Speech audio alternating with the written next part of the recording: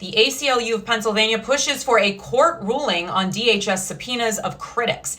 And emergency crews in Pennsylvania push for flexibility when it comes to using off-road vehicles. This and more in the Week in Focus for the Pennsylvania Capital Star. First up, the ACLU of Pennsylvania has represented people targeted by federal subpoenas seeking their identifying information from tech companies. And they say it's just the tip of the iceberg. This is part of a broader trend of the government tracking anonymous critics of the Department of Homeland Security, including ICE and CBP.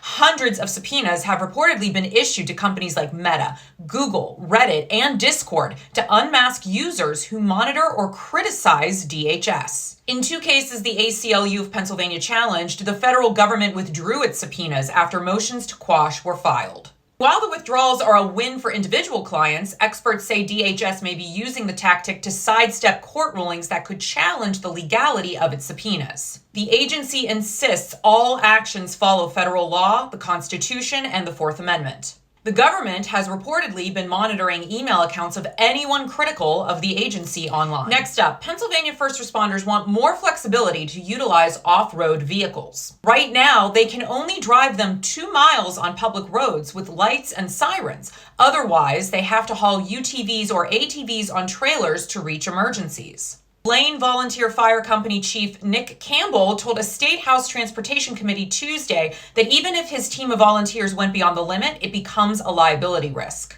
If something would happen, we're not covered, he said. Now, 2 bills would extend the 2-mile limit for off-road vehicles, but police say they don't address the real operational needs. And while the panel didn't vote on proposal, Representative Ed Nielsen said it wasn't the end of the discussion, although the committee doesn't have another meeting scheduled at this time. Want to support Pennsylvania Capital Star? Sign up for our newsletter, share this post, or become a donor to back independent journalism in the Commonwealth.